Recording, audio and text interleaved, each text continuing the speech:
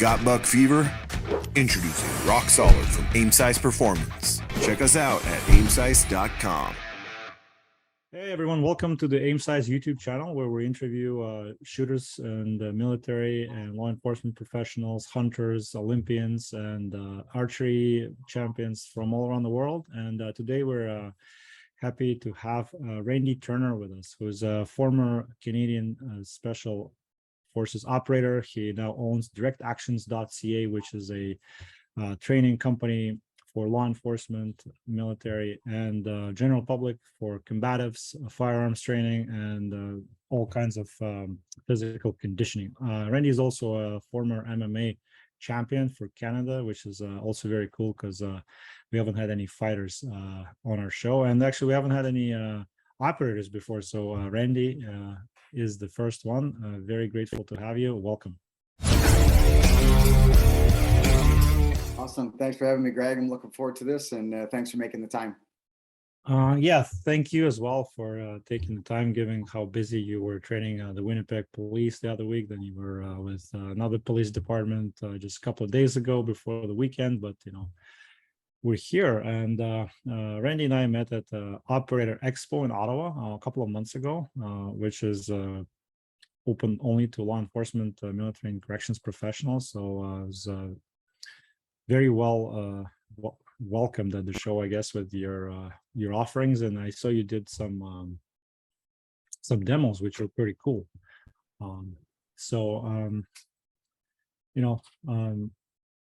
Anything that I missed in the intro that you want our listeners to know?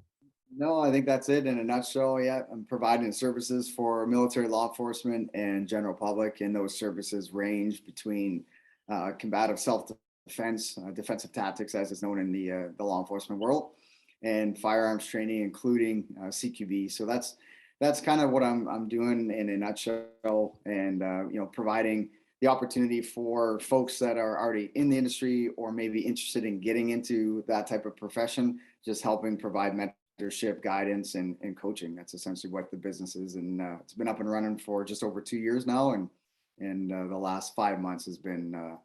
If the last 5 months is any indicator of what the future might hold for Direct Action, I'll be extremely happy, man. Because as you know, during COVID, nobody was moving. There wasn't a lot of training going on, and nobody knew who I was. So now that some municipal, federal, provincial organizations have reached out, the feedback has been very positive, and now I think people have an idea of what the brand represents, and it seems like the future could be pretty busy for this company, which is great. Yeah, no, that sounds exciting, and I hope with Aimcise, which is mostly predominantly focused on the U.S. market, we be able to get the word out in the States about what you do, and with that, obviously I've given some of it away, but the first question I ask always is who are you and what makes you a person of influence, quote unquote, in the industry? Sure. So my name is Randy Turner. I spent 21 years with the Canadian Armed Forces. 16 of those years were with the Canadian Special Forces. And while I was operating at the unit, in between deployments, I was also fighting professionally in mixed martial arts.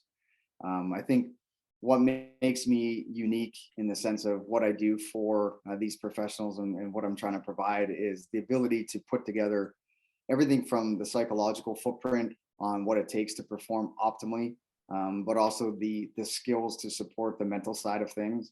And really the uniqueness is being able to blend that with kit and equipment, because there's one thing to stand statically on a range and punch holes in paper. There's one thing to teach defensive tactics on a safe matted space. It's a little bit different when you add a long gun. It's different when you add 50 pounds of equipment. It's different when you add kit and equipment, and also when you add an element of realism in terms of what stressors could the operator or the professional could face on a day-to-day basis. So I think that's the unique part in terms of what I bring to the table that might be a little bit different from some other organizations that are similar to myself. Yeah, no, I love that, and especially with what Aimcise supplements is striving to do, the mental side of things. And of course, you know, I own another e-com brand in the, you know, I guess EDC gear space, and definitely I saw your video that had like almost 600,000 views on your channel, which is the loadout video. So obviously gear is very important. Awesome. I mean, you've given a brief backstory about your service with the CAF. How did you get started in the military, and then when you transitioned out, how did you start with your business? So, you know, I was fascinated with the origin stories and things that motivated people to do certain things. Yeah, you know, I had a really great career with the Canadian Forces. I left on positive terms, and there was nothing negative. I felt maybe a little bit understimulated in some areas where I didn't feel completely fulfilled. Where you know, my time in the military, certain motivations and certain phases of military career, things changed, to be completely honest, and I think that's probably a normal you know, happening with evolution in the profession, in any industry, any profession, any industry. And when I started at a young age, right out of high school. I grew up in the East Coast and then joined the military at age 19. And I spent just over 5 years with the 2nd Battalion PPCLI out West. So the Princess Patricia's Canadian Light Infantry is where I started. And that's where my ground roots really started to grow. Then I did selection for JTF2, and I became an assaulter with JTF2 in 2004, where I spent the majority of my career. Retired in 2019. And I think probably maybe 6 to 8 months prior to retirement, I knew I wanted to do something different. I knew I wanted to do something while I was still young enough to transition, and while I had the legs and the energy and the motivation to do it. And I kind of started to look at, what are the things that I really enjoy? What was it that the military was able to, you know, enlighten me in what I'm really good at and what I like to do. So that's how I started kind of putting pen and paper together and thinking about what a business plan would look like and how I would run this once I did leave the military. And then I think probably within 8 months or so, prior to my last year of service, I had made the mental commitment and the shift to really start to focus on life after the military. So the transition was, it started while I was in the military, so I knew I was going to do something afterwards. And then when I did release from the Canadian Force, like I said, it was all positive, but I was torn because I'm still young enough where I felt like I still have 10 years at that point. I still have 10 years of fight left in me. I felt like there's still lots of good work to be done. So I was hesitant to leave, but also excited to leave. So I had mixed emotions.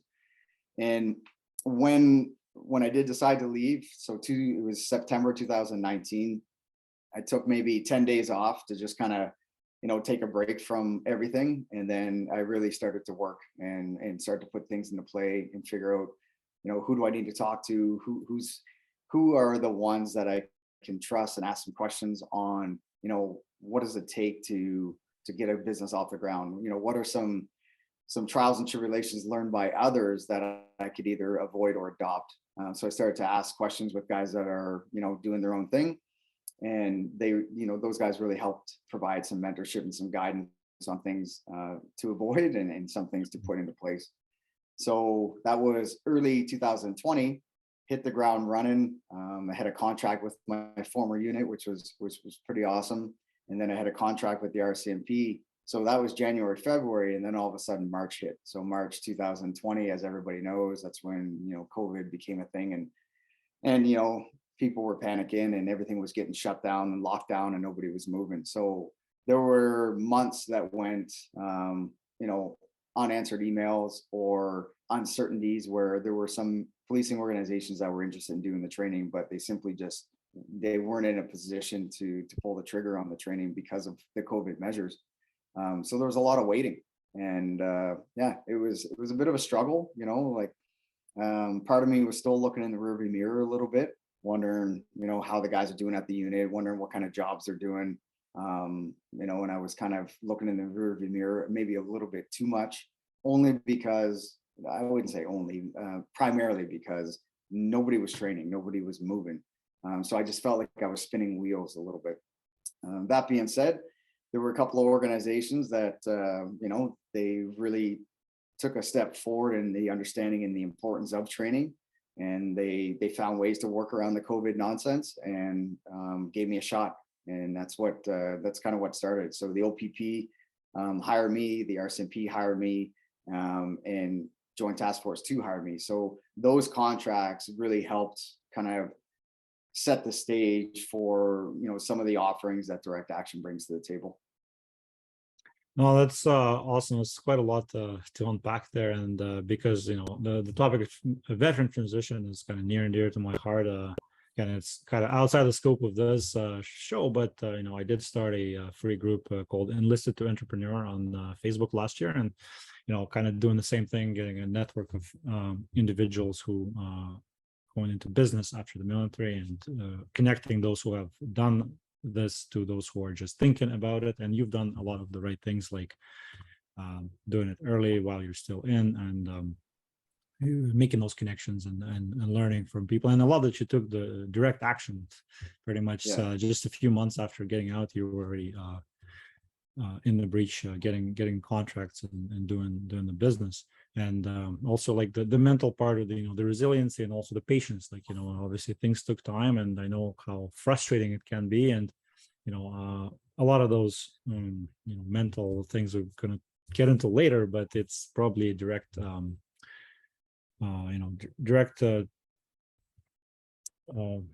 what's the right word here? The direct result of what you have been going through in your tactical training, translating into your mindset when it comes to business. I just love how all of this like intertwines. Oh yeah, I believe without a doubt the resiliency that I was able to execute after being in uniform. So when I hung up the uniform, there were certain things during my military career that 100%, without a question, helped me get through some of those dark times, during the COVID nonsense. And I do believe it. I attribute it to my military experience for sure. All right, awesome. So next question is biggest life win so far, and then biggest life setback so far. Biggest life win, I would say so far would have been, and it's tough to quantify, one operation or one tour, but biggest life win would have been, I would say, kind of part and parcel. It's two parts. One was coming off of a deployment in 2010. It was a really good deployment in Afghanistan, and we had a great group of guys that I had the opportunity to work with. We did some really good work, and then coming off of that tour on a bit of a high, as you can imagine, and pretty excited about what we just accomplished and some of the things that we could see the potential of in the future, and it was good. And then when I wasn't deployed, like I mentioned earlier, I was training and competing in mixed martial arts. And then I had a pretty good run with a few wins back to back right after that. So there was a phase of my life that was probably a good year and a half, 2 years, where it just felt like all the hard work that was being, channeled and put into both professions, both military and mixed martial arts, it was really starting to come to fruition. And I'll be completely honest with you, my goal was to fight in the UFC. I wanted to be the first Canadian Armed Forces soldier to fight in the UFC. So I was really motivated for that. At the same time, I had the great fortune to work with some of the best soldiers in the Canadian Armed Forces and some of the best soldiers in the world. So there really was a phase of my life that was an ultimate high, and I would say a life win. I learned a lot about myself. I matured a lot as a professional soldier. I matured a lot as a fighter, and things were going really well. For the MMA world, things didn't work out in my favor. I had a couple of losses, a couple of setbacks, and the UFC didn't give us that opportunity, which is it's fine. That's the way it goes. But I have no regrets. I loved every minute of it. I would say that would have been the life high. A life setback. I don't really dwell on it too much, but there were some decisions that I made with military and professional MMA that they had a cascading knock-on effect with each other. So for an example, there were probably 50% of my chain of command when I was in uniform who were in support of me fighting professionally. And then there was 50% who were absolutely against it. And so much so that I believe when I made a decision what I asked for when I was in uniform was to take a position out of an operational role so I could focus on MMA for a couple of years. And they granted that. And I think what they saw was the value that I was able to bring to the unit. So they didn't want to see me leave the unit. So what they did is they provided a position for me where I could still be gainfully employed within the unit. But I knew that that was shooting my career in the foot. Like I literally, I could tell after those 2 years while I was in uniform, focusing on MMA and not so much focusing on the deployments that the unit was heavily involved with. It was a tough decision because yes, I wanted to be, deployed and I wanted to be active with the military, but I also want to see if I can make it to the UFC. So I was a little bit older when I started my professional MMA career. So being a 30, 32, 33-year-old, I was fighting against guys that were 24, 25. So I knew if I was going to make it to the UFC, I really had to dedicate some serious time to training. So that's why I asked for a bit of a sabbatical from uniform. That being said, when I did get back into the mix, it never really felt the same. I felt like I was then viewed with my peers in the military. I felt like I was viewed as the MMA guy and no longer the soldier. And maybe that's a little bit internalization of myself. Maybe that wasn't the reality, but I certainly felt that way from certain influential positions of the chain of command. And I did feel like after that, my career kind of flatlined a little bit. So I don't dwell on it too much. We all have to accept the decisions that we make, and I have no regrets. I tried to do everything I could to be operationally employable, but also to see how far I could take my MMA career. And things didn't work out in one way or the other, but everything happens for a reason. And I truly believe because of those experiences, it's what makes the Direct Action brand such a piece of value. And this is feedback that I'm getting from these organizations that I've had the great pleasure to provide training for. They appreciate the operational context. They appreciate the MMA experience. So when I speak to things like resiliency and mental preparation for an operation or mental preparation for an MMA event, it can translate, and they appreciate the crossover with what I'm providing for them. So at the end of the day, is it a life setback? Maybe a little bit, but really, like I said earlier, Greg, I don't have any regrets, and I think the person that you see before you today wouldn't be the character that I am without those experiences. Yeah, no, thank you for sharing that story. And yeah, definitely, I don't think it is a setback. It's more like a forming experience, in my opinion. And it's a dichotomy, and I see this a lot in the Army Reserve world, which I've been a part of for 22 plus years. And it's also like you're in and out of uniform, and you're trying to pursue a career and possibly like a passion, and then you also have the commitment to serve. And yeah, like I have also, when I was my career was taken off, I had to pretty much put the military service a little bit on the back burner, and that's kind of stifled my career progression as well for like probably a decade. But in that time, I was able to scale the business and learn some lessons in the business world that made also me, I guess, who I am today. But anyways, it's not about me. Let's move on. The last question, about your persona, I guess, is who was your life biggest influence, and why? Biggest influence, I would say, it's probably my dad.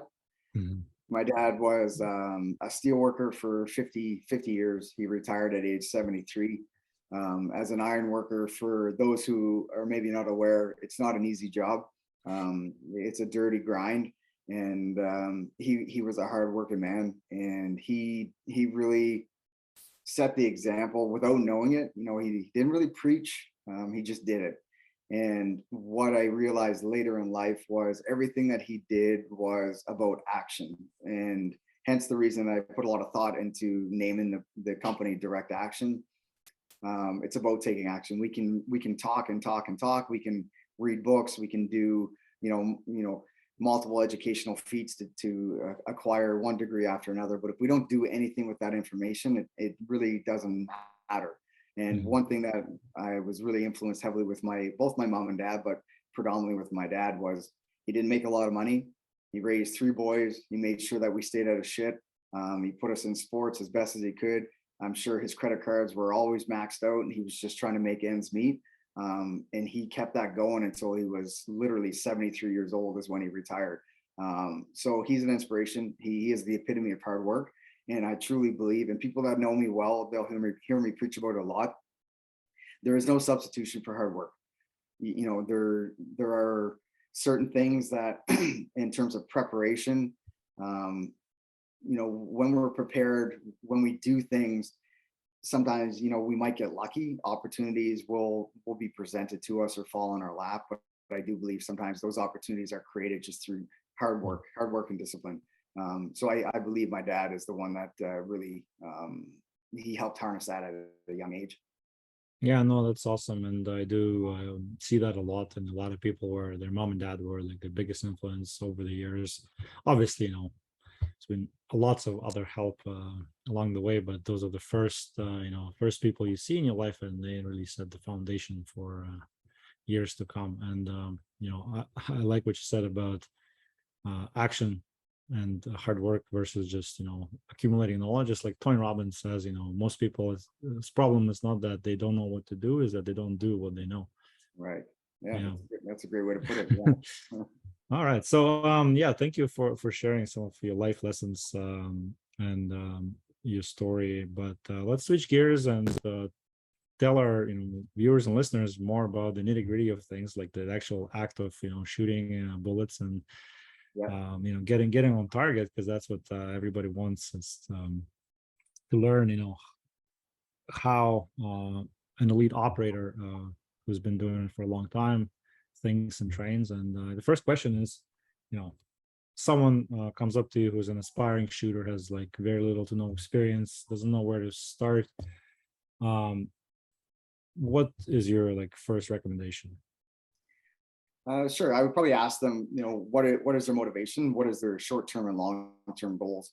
So if somebody is interested in firearms training, I'll use pistol for an example. So if somebody wants to learn how to use a pistol, they've never shot a pistol before, but they're interested, I would pose the question, what are your interests? Do you want to be a sport shooter? Do you want to be a hobbyist?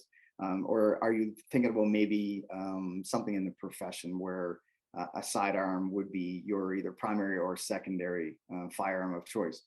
And based on those answers would kind of direct the way that I would help train and teach somebody of those interests.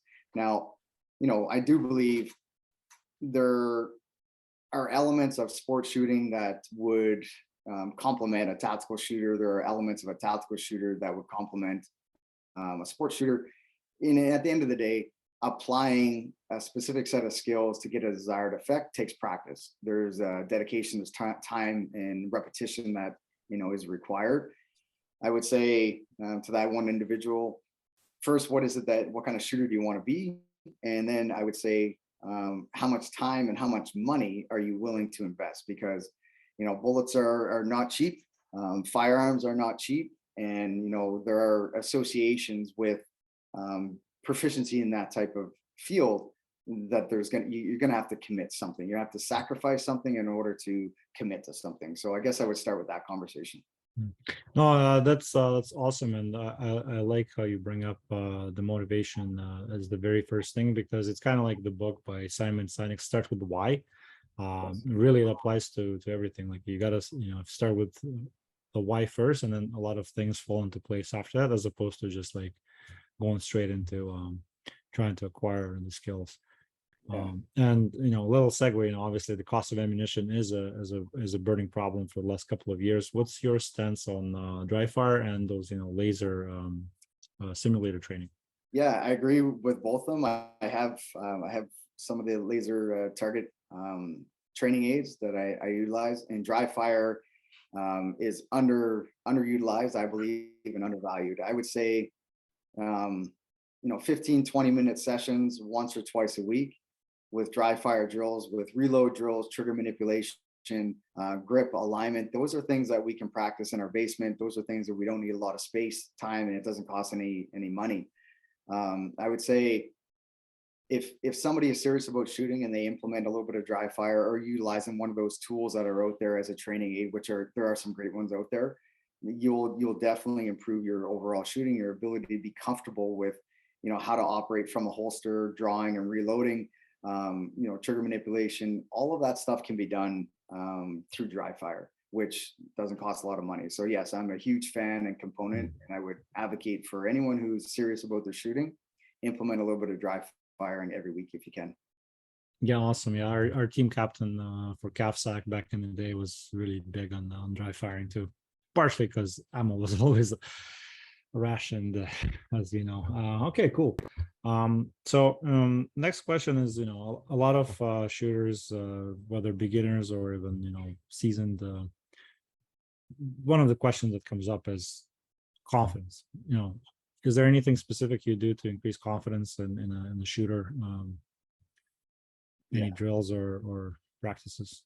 Yeah, that's a big one. So, there's a lot of studies that support confidence being the number one contributing factor to optimal performance. And oftentimes I love having this conversation because how do we get confidence? You don't just wake up one day and say, you know what, today I'm going to be more confident than I was yesterday. It doesn't work that way. Too bad it didn't. But I do believe it can start with visualization. It can start with, if we focus on what it is that we want to achieve, there's a higher probable chance that you're going to achieve that thing versus focusing on what you don't want to do. That negative connotation can really slow your learning down and can really hinder your ability to build confidence. So whenever we practice anything, if it's doing some drills on the mat or sparring, or if it's dry fire, or if you're actually on the range doing some live fire practice, to help build the confidence, there's a principle that I share with folks when it comes to training, and it's a 70-30 principle. If we only have 2 hours to train, it's probably a good idea that we focus 70% of our time on the things that we know we're not quite good at yet, and then still finish the last 30% of our training time on doing the things that we're really good at and the things that we really enjoy to do, because that's going to help with your motivation to continue to train, and B, it is going to help bridge the gap between lack of confidence or growing confidence. So that 70-30 principle is what I try to apply no matter what training iteration I'm going through. If it's in the gym, if it's conditioning related or firearms specifically, I really try to focus on the 70-30 principle. Yeah, that's nice. I've seen that before, where you try to end on a quote high note, which means you don't want to finish your session with something that you quote unquote failed at, right? So because that leaves like a bad mark and you dwell on it. Whereas I actually love that 70-30 thing. And one thing for confidence, I don't know if you read the book Can't Hurt Me by David Goggins, but he mentions something called the cookie jar, where he basically, when sometimes he starts to doubt himself, he would go back in his memory and think about past accomplishments. Do you find that effective in terms of confidence building? Yeah, I had the great opportunity to work with some really quality sports psychologists in the past, and there's what was been taught to me and what was shared with me is what's referred to as a highlight reel. So I think similar to what you're explaining there with David Goggins, is the highlight reel is past experiences that there was a series of events that really helped with an optimal performance, and when you look back at it, sometimes it's a circumstance of being in flow state, but flow state, applying certain techniques in a certain amount of time with the right amount of focus, with the right amount of intensity, that can be challenging. We'll sometimes force something to happen that is just not ready to happen yet. So instead, what I try to do is just have 3 or 4 high points of past experiences from accumulated highlight reel. And when I feel myself having those doubts, then I'll tap into the highlight reel and kind of almost like self-coach myself, so I'll look back at it and think, all right, well, what was it that I applied that allowed that experience to be, a high performing or an optimal performance. And then whatever those details are, I will really hang on to the facts, not perception of what I think happened, but actually what did happen. And it brings me back to a state of, kind of relaxed confidence, but B, it reinforces the fact that it happened in the future, or sorry, in the past, which means it can happen again in the future if I allow it to happen. And if I put the parameters in place of the controllables that I can control, well, then I can make it happen. An example that I can give to you is, I remember I compete a little bit in IPSC, but I haven't competed a lot just because of the tempo, etc.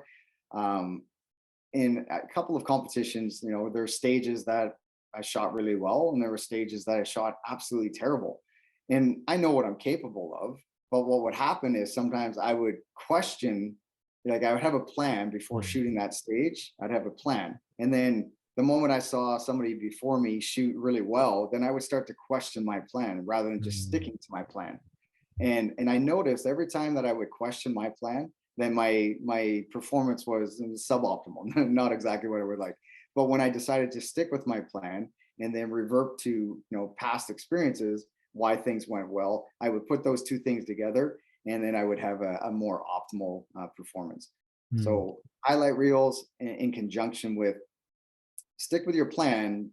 And when you do apply a plan, be willing and prepared to pivot slightly. So if things are not going according to plan in the heat of the moment, rather than trying to force something that we really want to happen, be able to take a deep breath, maybe more of a panoramic view, and say, okay, this is not working out so well. What can I do? What small change can I make to pivot to apply a more optimal performance? Yeah, no, that's really great advice, and it just applies on the field or in business, or a lot of business had to pivot, including your own and during COVID. I like the plan the work the plan, and then be no plan survives first contact, as we all know. Being able to think on the fly, but in the military, obviously we're big on contingency planning, and COA 1, COA 2, COA 3. Any word on the contingency plan, since we're talking about plans? Yeah, that's a great way to look at it, and that I can say that that's definitely a skill and an ability that was developed through military. And it's always good to have COAs, so course of action, 1, 2, or 3. One thing I caution folks on is when they're putting together their course of action, it's a plan essentially. Sometimes we can put focus on what's sometimes referred to as a throwaway COA. I wouldn't put any effort into that. If we're already considering throwing that course of action out the window, then don't put any energy into it. It's a waste of resources. So you may as well focus on, if you've got 2 solid plans, I would much rather that than have 2 really good plans and then a third plan that we know is just, we're not going to implement that. So don't even bother wasting time, is what I would say. So yes, have contingencies, but put your effort and your resources with the fact that there's got to be a tangible reality to actually executing that plan. Otherwise, it's a waste of time. No, I think a throwaway COA is really a courseism. Like, it doesn't really happen in real life. I think it's more like when you must have 3 and you only have 2, then people just make shit up. But anyways, that's really cool. Kind of piggybacking on the topic of building confidence, motivation. How do you motivate yourself or your students? I think for myself, I motivate through action. So I motivate what motivates me is, not just talking about it, but doing it. And I put a little bit of pressure on myself where, I help people with nutrition, I help people with conditioning, I help people with shooting, I help people with fighting. Well, if I'm not doing those things, then I'm a hypocrite. So what motivates me is to keep my skills sharp in all of those areas. I need to keep myself sharp, but I also know that we only have so much time to train. So one good thing about running a business is I can focus on the things that I know are most important right now. So there's no need to focus on anything that's really not that high of priority right now. I can put that on the shelf and maybe address that later on.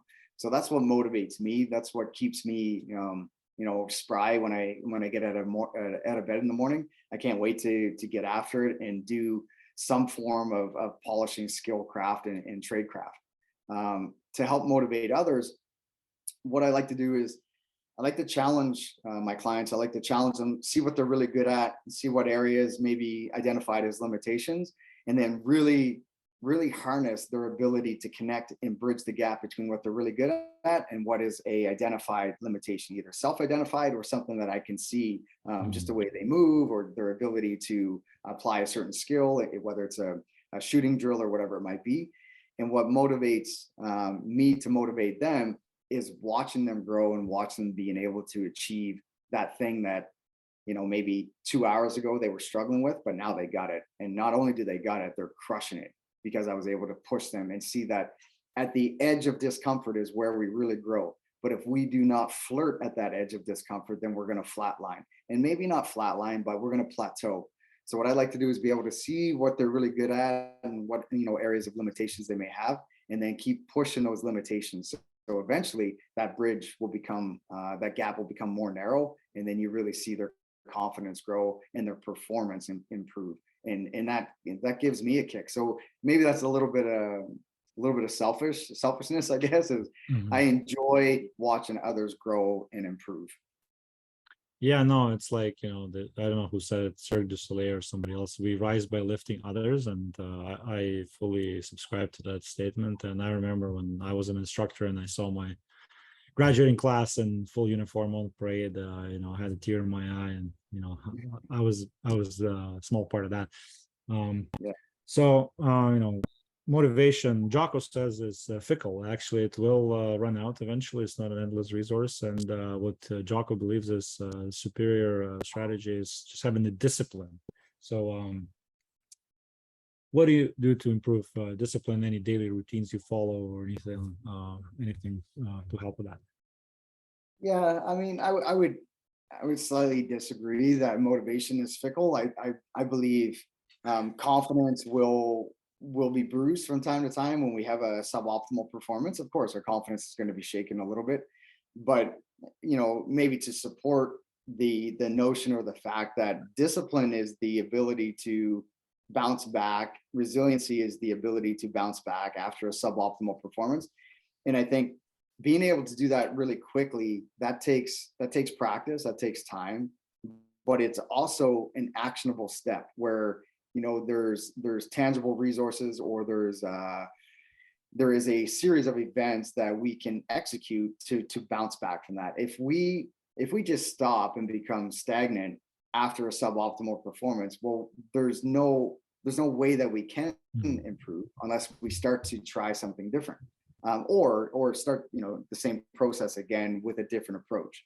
So I guess the way I would look at that is, discipline, yes, is extremely important. Motivation is going to come from different areas at different stages of our life. What motivates me today might be very different than what motivates me 2 weeks from now. For tapping into or blending motivation and discipline, I think discipline is a learned behavior, and we will become the thing that we want to become through manageable bite-sized action steps every single day. An example that I would give you is I have a few clients that are struggling with their weight and they're struggling with their nutritional choices. And what I share with them is, instead of putting so much pressure on yourself in terms of you want to lose X amount of weight by X amount of time, instead look at it like a behavioral lifestyle change. So, this week, your goal might be, just eat one handful less of potato chips. I'm just using that as an example. And if you get through that week, Monday to Friday, and you notice, and you look in the cupboard of your kitchen and you notice, you know what, I never touched that bag of chips all week. To me, that is a small victory that needs to be celebrated. And when I say celebrated, an internal fist bump that says, you know what, because of my action step and my behavioral change, I'm a step closer to my tangible goal. And we can take it in little steps like that. But I do believe discipline, motivation, it is a learned behavior. I don't think you can, I don't necessarily think that we can listen to a really motivating podcast or audio show or whatever it might be, and then be fired up. Yeah, I think it does work, but I don't know if it's sustainable without continual action steps that's going to become a learned behavior. So I don't know if that answers that question or not, but yeah, no, in my mind, I think that kind of paraphrases what Jocko meant is like, yeah, you can go listen to rah motivational speaker and get fired up for a few days, and then it will fizzle away. But the small actions that you stack up little by little every day, those are the things that are going to keep you moving forward. Awesome. And obviously from discipline, going to staying organized, and that has two parts: staying organized in terms of time management and mental management, and also just having in the shooting environment good grip on your kit and your your gear and all that. Any tips or practices that you can recommend? Yeah, so organization, time management, those are definitely factors that we want to think about. Like if we're going to the range, to practice a specific set of skills, have a plan, have a plan before you even get there. So it all starts in your house or in your staging area, wherever that might be. If you're a profession in the military or law enforcement, wherever your vault and your gun lockup is, it starts before you even go to pick up your gun. It starts with your plan leading into your practice. So organize your thoughts, organize your training aims, so you already know, you've already kind of primed your learning ability. You already primed your cognitive acceptance to what it is that you want to apply physically. So I would say to keep things organized and respect time management, rather than just kind of rolling through the motions where grab my guns, grab my ammo, go to the range, put up a couple of targets and then shrug my shoulders and say, all right, I'll see where I'm going here. I would say really be deliberate and purposeful with the practice. So if for an example, you really want to work on transitioning from long gun to pistol, already have that preset, what that drill is going to look like, and what training aims are you hoping to achieve in the 2-hour window or the hour-and-a-half window that you might have for that training block. That's going to not only speed things up in terms of your ability to get there, but it's also going to amplify the efficiency of the time. So we're not wasting any time. We're not just going through the motions. We're actually deliberate about our practice. One thing that I can definitely get better at, and might be worthwhile mentioning because others can learn from it, is I really struggle with the ability to say no. So when somebody asks me for something, I want to provide for them and I want to help them out. What happens though is sometimes if this is a Monday, I get an email or a phone call. Yep, I can help you out. I'll try to squeeze you in the schedule. I can help you out. I can help you out. By Friday or by Saturday, what I realize is I didn't give myself any time. There was no time for me to practice my skills. There was no time for me to improve my limitations. And that can be problematic because sometimes that week will turn into 2 weeks, might turn into 3 weeks. And what I realize is I continue to give and give and give, but then, the bucket only has so much water, right? My bucket becomes empty and I have nothing left to give. And then I suffer from motivation to actually want to get on the range or actually want to get to the gym or actually want to do something that's beneficial for me. So one thing that it's really come to light over the last 5 or 6 months is I need to build in a day or even a half a day that's dedicated just for my training. And that's for me to polish up my skills and to work on certain things that I have identified as limitations.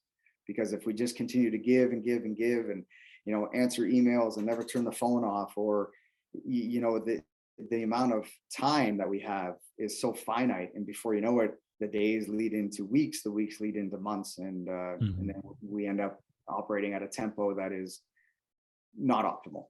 Yeah, so I agree. Having a plan and incorporate a few me days into the busy schedule is probably going to be helpful for other listeners here, who some of them do this full time, some of them do this in their spare time, and carving out time to train and to master the craft is going to be important. And saying no, yeah, like sometimes you don't have the luxury to, especially when you're starting out in your business or whatever, or you just have a big heart.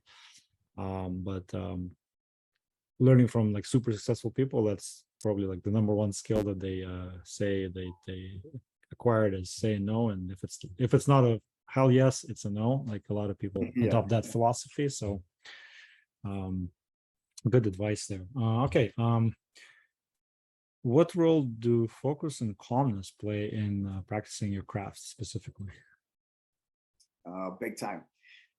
Various levels of focus, in some cases, depending on what the scenario is, maybe a CQB context might be a good example where, we're focused on doing a CQB run, whether it's training or operation. We're focused on where we are in the stack. If we're working in a 5 or 6 man brick, where are we in that stack? We need to be focused on what's in front of us, but also what's behind us. And then as things unfold in a chaotic situation, that focus will translate, and it'll ebb and flow from kind of wide panoramic view to very pinpoint accurate view in terms of what it is that we're trying to focus on.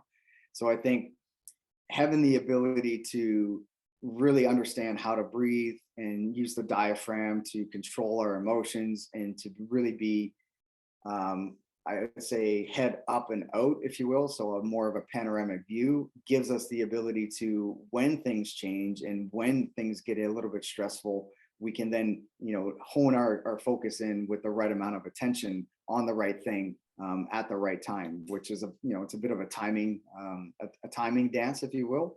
But having the ability to take a big deep breath, calm our central nervous system down a little bit, is going to give us the ability to then make more acute, accurate decisions when things are a little bit chaotic or a little bit stressful.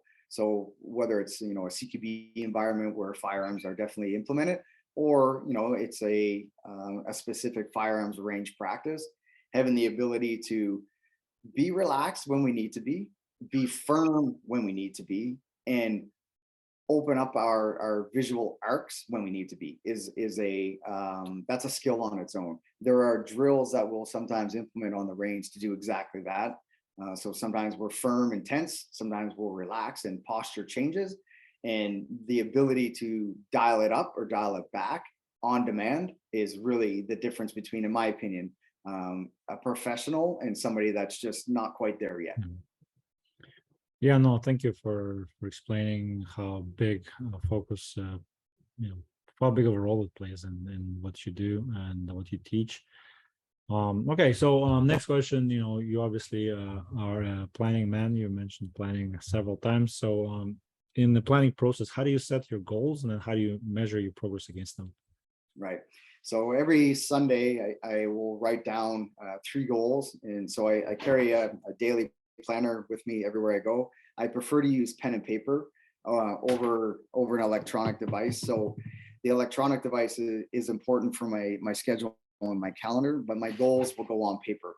And the reason that I find this more effective is what I'll simply do is I'll put little boxes. So 3 boxes, 3 things that I want to achieve for the week. And then as they get kind of knocked off, and once those goals are achieved, I'll just check it off. And what works well for me is I find I'll sit down, take 15-20 minutes just to kind of like clear my head, put some pen to paper. What is it that I want to achieve for this next week? And then what happens is when you think about it and then you actually write it, it has more meaning, it has more weight. So it's almost like the notebook is keeping me accountable. So if I wrote it down, it's because I thought about it. If I thought about it, it's because I care about it. If I care about it, it means I'm going to execute on it. So I try to keep my goals at no more than 3.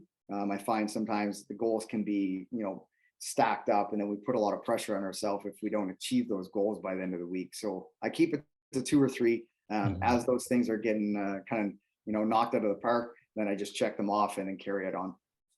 That's what works well for me. Yeah, no, that's very elegant and simple, and just having a simple paper list and keeping just the 3 top priority goals. Obviously, there's got to be small things in between there, but yeah, if you accomplish those three, you won the week, and that creates confidence. Yeah, Awesome. right. All right. No, that's a nice and simple system, obviously. All right. You did mention you're a big fan of visualization, and I know from other people that it's huge for all high level athletes and tier one operators and anybody who's successful really. Any other any more like words on visualization that you can spend 30 seconds on, or any other like things that help, like self-talk or positive mantras that you do? Yeah, the visualization, imagery, and positive self-talk, those two practices I try to implement on a pretty regular basis. And when it comes to visualization, I really try to focus on what it is that I'm trying to achieve. So what is the desired outcome? I'll focus on that, and then I work my way backwards.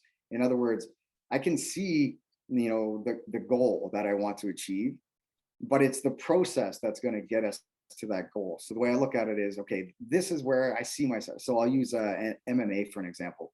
I'm about to go into a fight. I already see my hand raised at the end, so I know I'm going to win. But then I really focus on the process to get there. So all the steps along the way, what is it that needs to be implemented to ensure that I get that victory? Now, there are no guarantees, as we know, in life and in sport for sure. There are no guarantees. So rather than focusing on all of the potential problems, I'll look at it from the perspective, okay, I see my hand raised. Now I'm going to go backwards. And each step along the process, of course, there's going to be obstacles, there's going to be hiccups, there's going to be setbacks. But what's important is visually, seeing myself get through those hiccups and get through those obstacles. And I'll try to implement as many senses as I possibly can. What will it feel like? What will it smell like? What will it look like? What are the things that I might hear? The more senses that I can implement when I'm practicing visualization, I find the more real it becomes, and it feels like a repetition of success. So those, when it comes to visualization and imagery, those are the things that I try to practice. Now, I'll be completely honest with you. Sometimes I don't do that very well, and sometimes I do it really, really well. And the difference between when it goes really well and when it doesn't is I can take the time to settle my mind down and then action the visualization. If I'm trying to force the visualization while I've got 10 other things on the go, it doesn't work very well. That goes back to the question of focus, I guess. Yeah. Awesome. Yeah, no, that's really powerful, that technique. And people may approach it with some skepticism, but you are a living proof that it does work when you execute it properly. Awesome. Yes.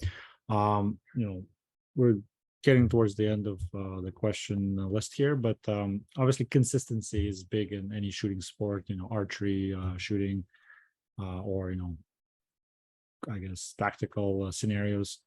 Any advice for building consistency? Yeah, we'll use shooting as an example. So if you're going to focus on pistol shooting or shotgun shooting or whatever it is, whatever the platform is, I don't think it really matters. But the consistency is, time and money play factors for sure. It's not cheap. So we need to be honest with how can we be consistent with the resources that we have readily accessible. And if we put too much pressure on ourselves because we want a certain output, well, wants are different than needs. If we can legitimately say, I need to put in 15 minutes of dry fire a week in order to achieve a certain output, well, that's a tangible goal that you can control. But if you want to go to the range every single week for 2 hours, the reality is, A, you may not have the finances for it, B, you may not have the time for it. So we would be putting pressure on ourselves that is unsustainable, and it's not going to come to fruition. Hence, we'll get frustrated, and maybe we may not stay consistent. But if we control what we can control, so dry fire is a great example. I know that I'm going to improve my firearms handling and my firearms shooting ability if I implement 15 minutes of dry fire practice every week. There is no excuse or no reason why we cannot carve 15 minutes of dry fire practice in, no matter how busy we are.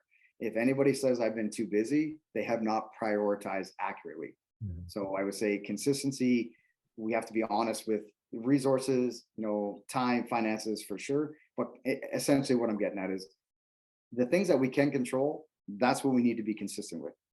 The things that are outside of the realm of what we can control, we're playing catch up. Whatever happens, whatever life throws at us, we're just reacting. Oh yeah, no, that's awesome. It ties in beautifully into some of the other things we spoke today about, prioritization and time management and goal setting and planning. So thank you for that. Favorite quote you live by, or you would put on a billboard somewhere?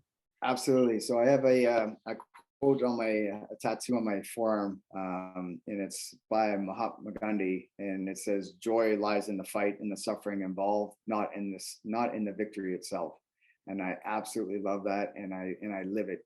Joy lies in the fight and the suffering involved. In other words, we must, I believe, to the core of my being, we must embrace the process. If we become overly fixated on the end state goal, we are missing so many great opportunities to develop our character, develop our human nature. And that quote, when I read it, it resonated with me, part and parcel, because I'm a fighter through and through. I've been a combat soldier. I absolutely loved my time deployed in a combat role, but I've also fought professionally in the cage. So for me, I embrace fighting. I embrace everything that has to do with the preparation to be a good fighter, the commitment to sustain certain skills, and it's the suffering, it's the struggle day in and day out that I've learned to embrace. I just had a great weekend with a few different clients, and training with these clients. Some of them, I'm on the receiving end. So sometimes I'm the nail, and sometimes I'm the hammer. And those moments where you're the nail, it's like, hey, that comes with the process, man. That's all part of the territory. So joy lies in the fight and the suffering involved, not in the victory itself. No, that's a great quote, and kind of like Ryan Holiday's book, "The Obstacle is the Way," Stoicism. It's all about enjoying the journey, not the destination. Yes. All right, awesome. Final question. If somebody forgets everything you just said and you want them to have one takeaway, the silver bullet or golden arrow, like we call it, what would it be? I would say do more, talk less. All right, there you go. Short and sweet. Okay, thank you. So thanks, Randy. We're right on the top of the hour here. You've been really generous with your time, and I'm really glad you were able to come on the show. Thank you for all the inputs and advice, and hopefully our audience will take them away and apply them and get better. Thank you. Amazing. Well, thank you very much, sir. I appreciate your time, Greg. And anytime, consider the lines are open now. So if you have any questions about anything, you want to do a follow-up, please reach out anytime. All right. Cheers. All right. Thanks a lot, Greg. Got buck fever? Introducing Rock Solid from Aimcise Performance. Check us out at aimcise.com.